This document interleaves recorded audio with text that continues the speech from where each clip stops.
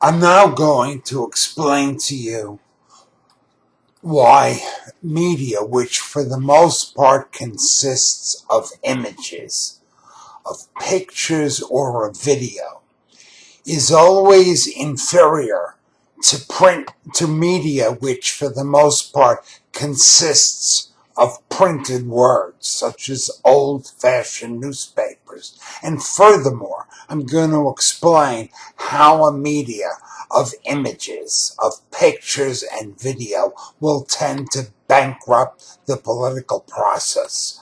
And here we go. I'm going to just start with some examples. On the evening news in 2003, Americans saw about 100 people in Baghdad take down and topple a statue of Saddam Hussein. This was shortly after the American invasion of Iraq. And that many TV viewers said, oh, wow, you see, this proves that the Iraqi people hated Saddam Hussein. Well, it was a lot of baloney.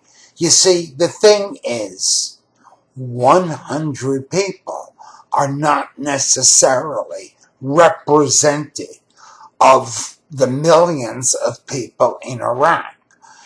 But the problem is when people watch television, and it's very often the same on the internet, because like many people who watch the internet don't read anything, they just look at frickin' pictures. When you're looking at pictures, you get swept away with emotion and you don't think. You see 100 people cheering, and so many people thought, there it is, we won. But they weren't thinking. But if you read an article, your emotions would not come to the forefront, and you might say, okay, 100 people in a square, shouted their joy at the demise of Saddam. But maybe 100 people aren't representative of the millions of people in a nation. Point two, the rate at which a narrator, like I'm narrating pictures, can speak is always a whole lot slower than you or I can read. So more ideas will be communicated in the course of reading a newspaper article than in watching something on the fucking boob tube, and also the boob internet. Okay. 3. A picture is not worth 1,000 words. It is an amalgam of half-truths, distortions, extraneous, and irrelevant nonsense. But I think a lot of you guys know this. You all realize how videos can be edited. In that sense, we're getting wiser, thank God.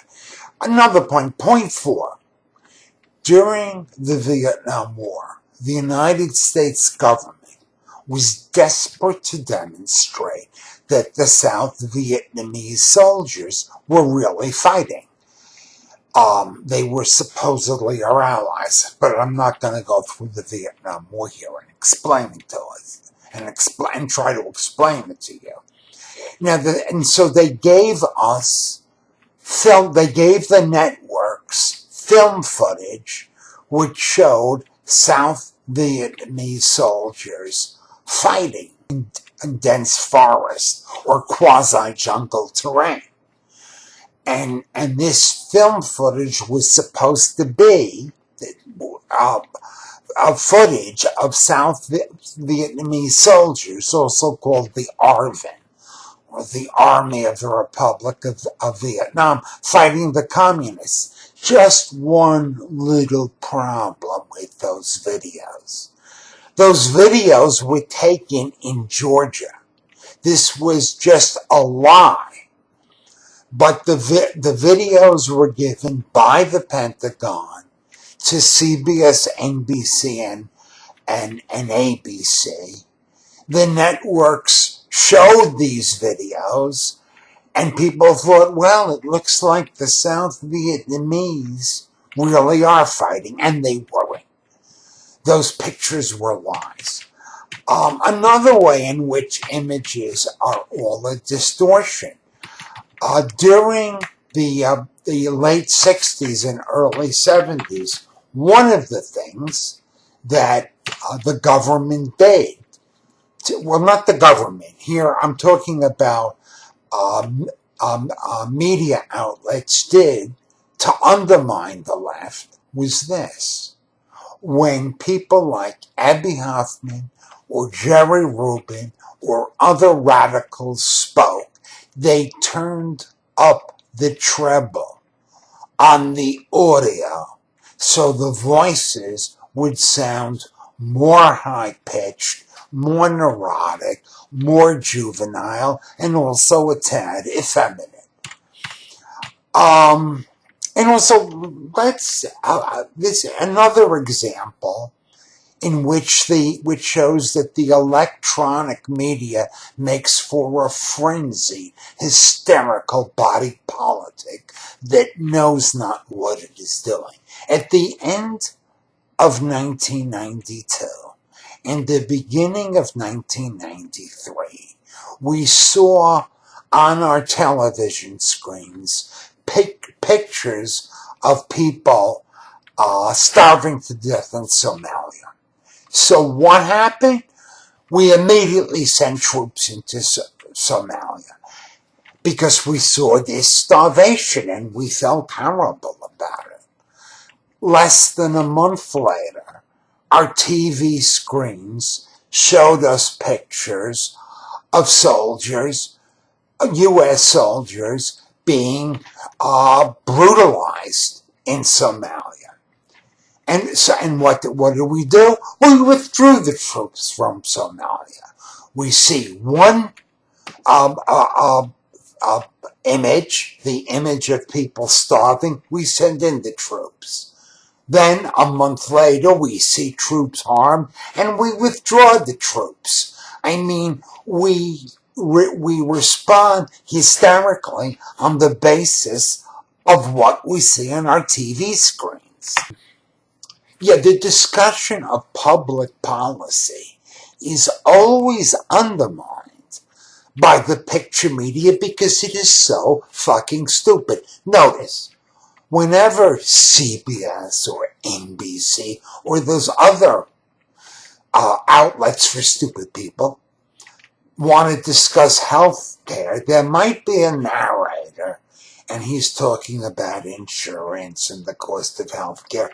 But what do you see? They always have to give you images. So you see images of pills on an assembly line in a factory that makes pills. Or you see as images, you see nurses scurrying around in the hospital. Now the images are not at all germane to say the particular issue the narrator is discussing, such as should we have a public option or not?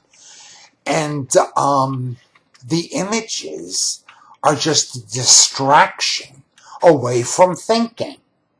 The people don't think; they just vote on the basis of stupid pictures. They really are regressing to the status of 4-year-olds. Another point. When I was involved in AIDS activism, I have to read this because I hardly remember this. This is many years ago. A guy from television stressed that we had to concentrate on flooding the airways with pictures of bleeding AIDS patients and protesters who were bleeding because the police had assaulted them. He said, just give the people drama. He said, we just need pics of suffering. But I thought we should explain more. I mean, the pictures of suffering do not tell us what public policies would best combat that suffering, and why heterosexuals who do not abuse drugs would also benefit from AIDS research. And one of the ways in which they would benefit is this. At the time AIDS hit, there was virtually nothing in medicine's arsenal of weapons to combat viruses. There was hardly or no antiviral drugs in existence. By discovering drugs to fight the AIDS virus, we opened up research on how to fight viruses in general. I have to read this. Yeah, the image media makes it harder for dissenters to challenge the status quo and proffer new ideas. I mean, the thing is, the only way to get it, you see, the thing is, because in the image media, if you want to get attention, you have to be dramatic. I mean, if you have a scholarly article signed by 100 scholars, believe me, CBS will ignore it. What you have to have to get into the political arena is you need something dramatic or absurd or fuming with apocalyptical rage. Very simply, TV wants to give the people a show to boost ratings, and the last thing they want is an objective, dispassionate discussion of the issues. In the 1960s, the media made and then destroyed the New Left. It made the New Left by letting the left blaze across the airways untrammeled. In the form of Black Panthers, the Yippies, and other radical groups, the left burst forth with exuberance.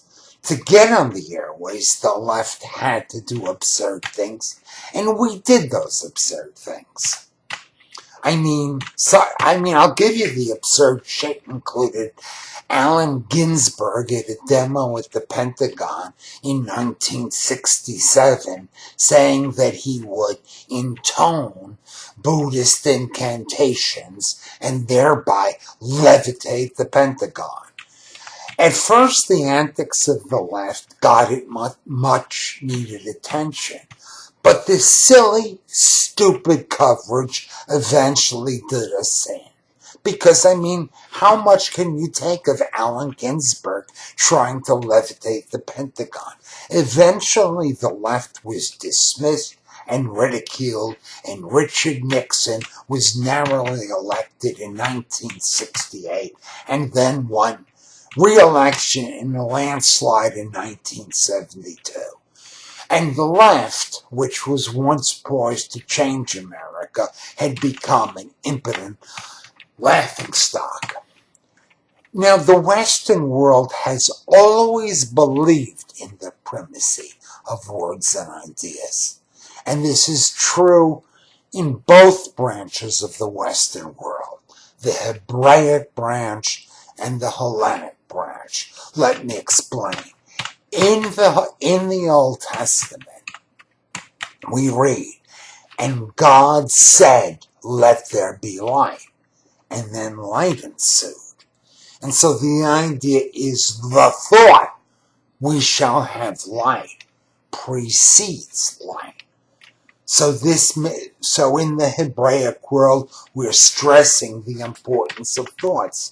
But it's the same thing is espoused in Greece, because Plato said that there was something called nous, a heaven of ideas, and ideas existed in that heaven of ideas before they came into existence on earth.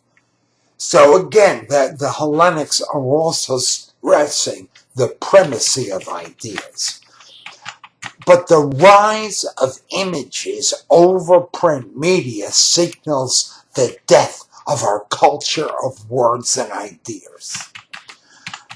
In our new unbrave world, we have silly, scampering idiots who purport to be making a provocative point by dyeing their hair purple instead of having provocative things to say. People try to look interesting and become inane spectacles. They think they are radical. These are, of course, the sorts of radicals that make Goldman Sachs tickle pink. They much prefer to see the spoiled and cosseted students of NYU spend hundreds of dollars on metal piercings. I don't know what the fad is now. They change so quickly. Than to see them march a mere mile south to Wall Street and stop the traffic, raise supposedly anachronistic red flags high, and call for the heads of the titans of international fascist capitalism. All hail the revolution. Let me just sum up by noting that this has been your Commissar David Gottfried speaking, and this is largely culled from my manuscript, Rants and Ruminations, copyright 2017. Goodbye.